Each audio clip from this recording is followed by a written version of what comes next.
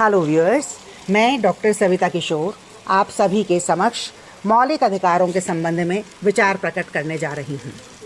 मौलिक अधिकार व्यक्तिगत स्वतंत्रता और अधिकारों के हित में राज्य की शक्ति पर प्रतिबंध लगाने का श्रेष्ठ उपाय है।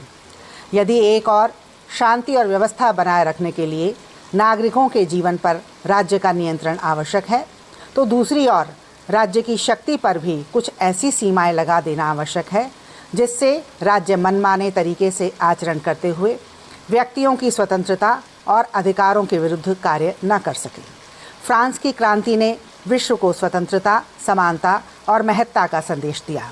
इसके बाद संयुक्त राज्य अमेरिका के संविधान 1791 में प्रथम 10 संशोधनों द्वारा व्यक्ति के अधिकारों को संविधान का अंग बनाया गया और इन्हें बिल ऑफ राइट्स के नाम से जाना गया।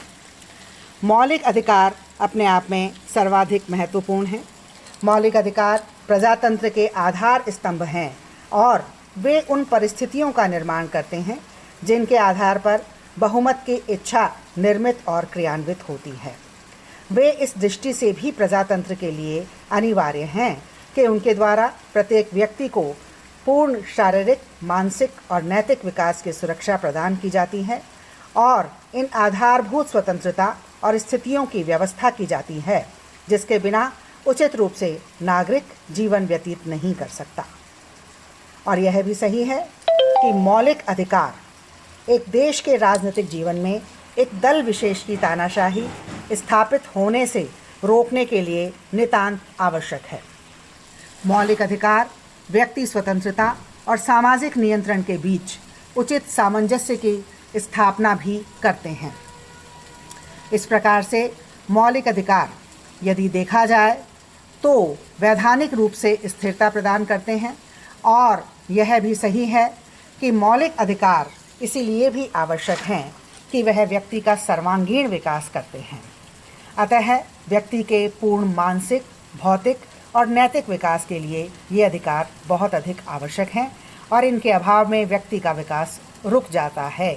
इसलिए लोकतांत्रिक राज्य में प्रत्येक नागरिक को बिना किसी भेदभाव के मौलिक अधिकार प्रदान किए जाते हैं। और यह सही है कि यह संविधान के तीसरे भाग में वर्णित किए गए हैं और यह संविधान द्वारा प्रदत्त अधिकारों के रूप में जाने जाते हैं। यह हम स्पष्ट रूप से कह सकते हैं कि भारतीय संविधान द्वारा भारतीय नागरिकों को 7 मौलिक अधिकार प्रदान किए गए थे, किंतु 44वें संविधान संशोधन 1979 के द्वारा संपत्ति के अधिकार को मौलिक अधिकार के रूप में समाप्त कर दिया गया और अब संपत्ति का अधिकार केवल एक विधिक अधिकार के रूप में ही है। समानता का अधिकार, स्वतंत्रता का अधिकार, शोषण के विरुद्ध अधिकार, धार्मिक स्वतंत्रता का अधिकार, संस्कृति और शिक्षा संबंधी अधिकार और संवैधानिक उपचारों का अधिकार आर्टिकल 14 से लेकर के 32 के बीच में वर्णित किया गया है।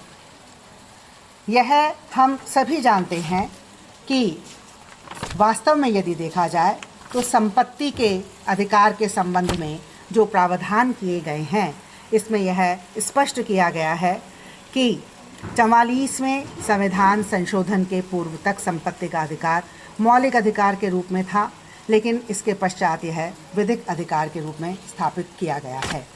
तो इसके पश्चात मैं आपको बताऊंगी कि मौलिक अधिकार में किस प्रकार से नीति निर्देशक तत्व और इसके बीच में अंतर रखा गया है। आज हम इतना ही पढ़ेंगे, आगे के अध्याय में इसको हम स्पष्ट करेंगे। धन्यवाद।